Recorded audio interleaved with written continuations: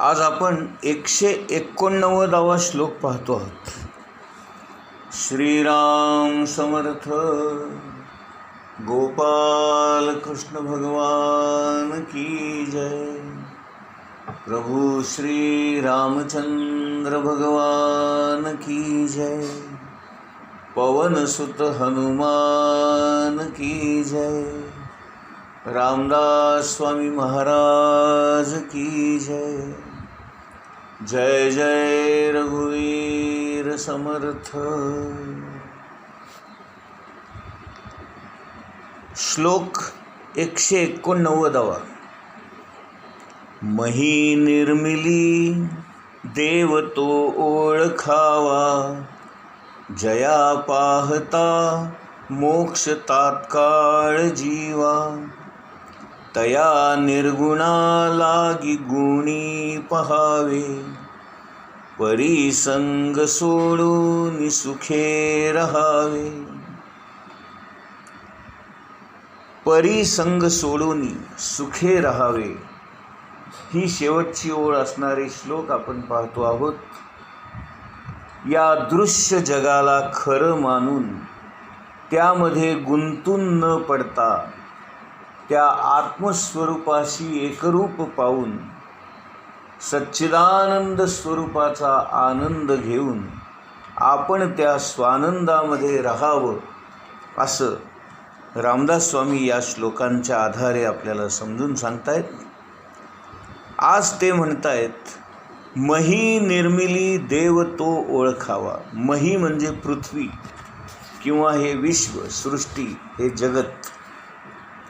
हे ज्या कोणी निर्माण केलं त्या भगवंताला, त्या परमेश्वराला आपण पाहावं, त्याला ओळखावं आणि त्याचं ज्ञान करून घेण्याचा प्रयत्न करावा. हे विश्व कसं निर्माण झालं असेल, कुणी निर्माण झालं असेल, कुणी निर्माण केलं असेल, का निर्माण झालं असेल, याचा जेव्हा आपण बारकाईने विचार करतो तेव्हा आपण आत आत आत आत जाता जाता जाता जाता या विश्वाच्या निर्मितीमागचं कारण आपण समजून घेण्याचा प्रयत्न करतो. का हे विश्व निर्माण झालं असावं? तर दासबोधामध्ये रामदास स्वामी म्हणतात की भगवंत हा एकटा होता आणि त्याला त्याच्या एकटेपणाचा कंटाळा आला आणि म्हणून त्याला आपण अनेक रूपामध्ये व्यक्त व्हावं असं वाटलं. त्या ईश्वराने आपल्या मनामध्ये संकल्प केला आणि त्या संकल्पातून त्याने आपल्याच अंगामध्ये असणाऱ्या शक्तीद्वारे म्हणजे मायेद्वारे या संपूर्ण विश्वाची निर्मिती केली. म्हणजे हे विश्व निर्माण करणारा कर्ता खऱ्या अर्थाने जर कोण असेल तर तो परमात्मा, परमेश्वर, भगवंतच आहे. परंतु तो स्वतः मात्र काही करत नाही. का? कारण ज्या शक्तीद्वारे हे सगळं घडून आलं त्या शक्तीला आपण माया म्हणून ओळखतो आणि वास्तविक पाहता ही भगवंताचीच, त्याच्याच अंगात असणारी त्याचीच स्वतःची शक्ती आहे. माया ही भगवंतापासून वेगळी काढताच येत नाही. जिथे भगवंत आहे तिथे त्याची माया असतेच. जसा माणूस जिथं जाईल त्या माणसाची शक्ती त्याच्याबरोबरच असते ना. शक्ती वेगळी आणि माणूस वेगळा असं आपल्याला करता येत नाही.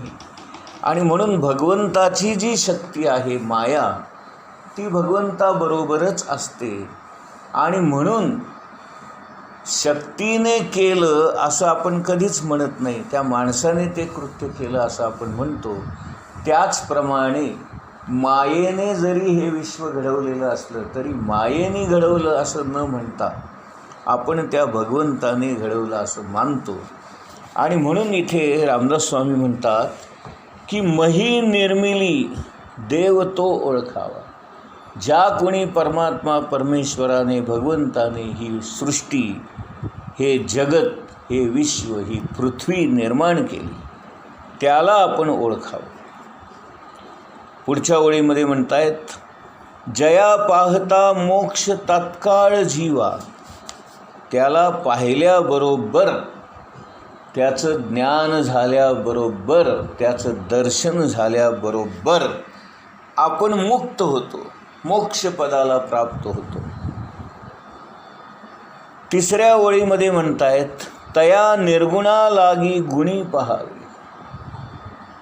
हा भगवंत परमात्मा परमेश्वर कसा आहे तर निर्गुण आहे, निराकार आहे, त्याला आकार नाही, त्याला कोणतेही गुण नाहीत, आणि तो अनादी अनंत आहे, सच्चिदानंद स्वरूप आहे.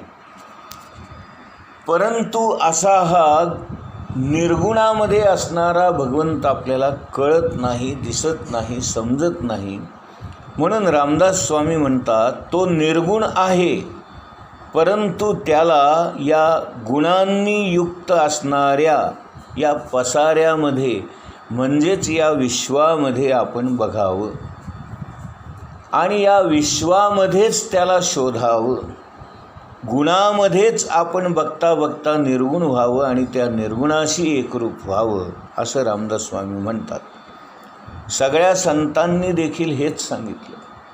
ते निर्गुण निराकार असणारं भगवत स्वरूप आपल्याला समजत नाही, म्हणून त्यानेच निर्माण केलेल्या सगुण साकार रूपी मूर्तींची, फोटोची आपण पूजा करतो आणि त्या सगुणाची पूजा करता करता निर्गुणामध्ये आपण केव्हा जातो हे आपल्यालाच कळत नाही आणि सगुणातून निर्गुणाकडे जातो आणि मग निर्गुणामध्ये असणाऱ्या त्या निर्गुण निराकार परमात्म्याला आपण पाहू शकतो. म्हणजे पूजा करणारा मी कोणीतरी वेगळा आहे आणि ज्याला बघायचं तो भगवंत कोणीतरी वेगळा आहे, असं द्वैत आपल्यामध्ये असल्याशिवाय आणि त्या द्वैतातून हळूहळू पुढे सरकत सरकत आपण अद्वैतामध्ये गेल्याशिवाय आणि माझ्यातला मीपणा, माझ्यातला कर्तेपणा जोपर्यंत मावळत नाही, संपत नाही, तोपर्यंत मी त्या अद्वैत भावामध्ये जाऊ शकत नाही. आणि म्हणून इथे सगळे संत तेच म्हणतात की द्वैतातून प्रवास करत करत आपल्याला अद्वैताकडे जायचं आहे आणि गुणातून जाता जाता आपल्याला निर्गुणाकडे जायचं आहे आणि अशा प्रकारे तो निर्गुण निराकार असणारा परमात्मा आपल्याला समजून घ्यायचा आहे. पुढच्या ओळीमध्ये म्हणतायत, परी संग सोडून सुखी राहावे. परंतु असं जरी असलं तरी या दृश्य जगाचा, या विश्वाचा संग सोडून द्यावा आणि त्याच्यापासून मला सुख मिळेल हा जो आपला एक भ्रम आहे, तो भ्रम आपण नाहीसा करावा आणि त्या आत्मचिंतनामध्ये मग्न राहावं, त्या आत्म्याचा साक्षात्कार करून घ्यावा, त्या आत्म्याचं ज्ञान करून घ्यावं आणि त्या सच्चिदानंद स्वरूप असणाऱ्या परमात्म्याच्या संगतीत राहून आपण खरं सुख मिळवावं. आपण सर्वसामान्य माणसं आहोत. जेव्हा आपण या विश्वनिर्मितीचा विचार करतो तेव्हा त्याचं कारण भगवंत आहे, ईश्वर आहे, हे आपल्या लक्षात येतं. आणि हा ईश्वर स्वयंभू आहे, तोच त्याचं कारण आहे.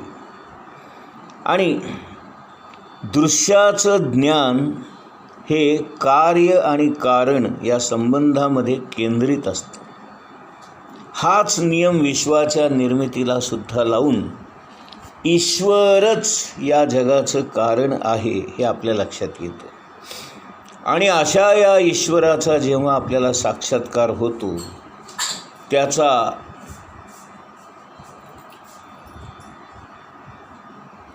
अनुभव आपल्याला जेव्हा येतो आणि त्या ईश्वराचं दर्शन जेव्हा आपल्याला घडतं, त्याच्याबद्दलचं आत्मज्ञान जेव्हा आपल्याला प्राप्त होतं, त्याच क्षणी हा जीव संपूर्ण ज्ञानी होतो आणि त्या ज्ञानाचा परिणाम म्हणून आपण या दृश्य जगातून मुक्त होतो. विश्वामध्ये आणि ईश्वरामध्ये मुळात काही फरक नाही. ज्ञानेश्वर महाराजांनी एक फार सुंदर उपमा दिली आहे. ते म्हणतात, एक पाय दुमडून बसलेला मनुष्य काही काळासाठी आपले पाय लांब करतो आणि पुन्हा पाय दुमडून घेतो. आता याच्यामध्ये काही घडलं आहे का? काही नवीन निर्माण झालं आहे का? नाही. जे होतं तेच आहे, फक्त त्याची अवस्था बदलली. पाय होतेच, पण ते दुमडलेल्या अवस्थेमध्ये होते. भगवंताला असं वाटलं की आपले पाय लांब करावे, त्याने पाय लांब केले. आणि थोड्या वेळाने त्याला असं वाटलं की आपले पाय पुन्हा जवळ घेऊन आखडून घ्यावे. त्याप्रमाणे भगवंत एकटाच होता, त्याने आपले पाय पसरले, म्हणजेच या विश्वाला आकार दिला.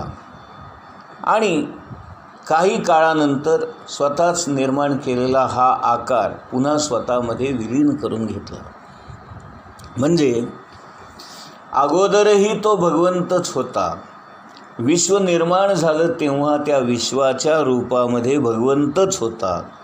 आणि जेव्हा हे विश्व लयाला गेलं किंवा प्रलय झाला, त्याही वेळेला ते संपूर्ण पुन्हा भगवंतामध्येच एकरूप झालं. म्हणजे विश्व आणि विश्वाची निर्मिती आणि ईश्वर या गोष्टी वेगळ्या नाहीतच. विश्व हे भगवंताचं स्वतःचंच एक वेगळं स्वरूप आहे असं आपण समजूया. किंवा आणखीन एका प्रकाराने जर बघायचं म्हटलं तर आपण जेव्हा रात्री आपल्याला स्वप्न पडतं, ते स्वप्न पाहणाराही आपणच असतो आणि त्या स्वप्नामध्ये तो प्रसंग भोगणारा तो आपणच असतो. म्हणजे एकाच वेळेला स्वप्न पाहणारा आणि त्या स्वप्नातील अनुभव घेणारा असे दोन्ही कामं आपणच करत असतो. त्याप्रमाणे भगवंताला पडलेलं हे स्वप्न म्हणजे हे जग किंवा विश्वाची निर्मिती आणि त्या स्वप्नाकडे पाहणारा तो भगवंत.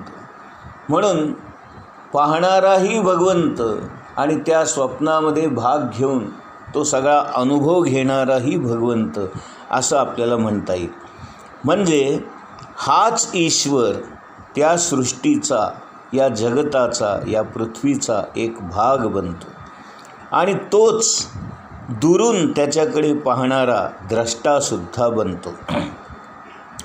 म्हणून भगवंतानेच आदी संकल्प केला आणि पंचमहाभूतात्मक विश्व आपणच बनला आणि शिवरूपाने तोच त्याचा साक्षी झाला, द्रष्टा झाला. आणि म्हणून हाच ईश्वर या त्रिगुणातीत अवस्थेमध्ये जरी असला तरी या गुणमय विश्वामध्ये भरून राहिलेला असल्यामुळे रामदास स्वामी म्हणतायत, तो निर्गुण निराकार जरी असला तरी या गुणमय विश्वामध्येच त्याला पाहावं, त्याला शोधावं. आणि जरी या दृश्य जगाकडे पाहून आपण भगवंताला जाणून घेण्याचा प्रयत्न करत असलो तरी देखील या दृश्य जगाकडून आपल्याला सुख मिळेल हा जो एक भ्रम झालेला आहे तो नाहीसा करावा.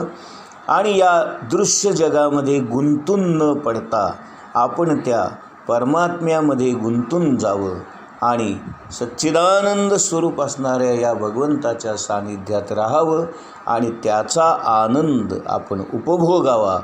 आणि या आनंदाच्या डोहामध्ये आनंद तरंग अनुभव घेत घेत आपण आनंदित व्हावं.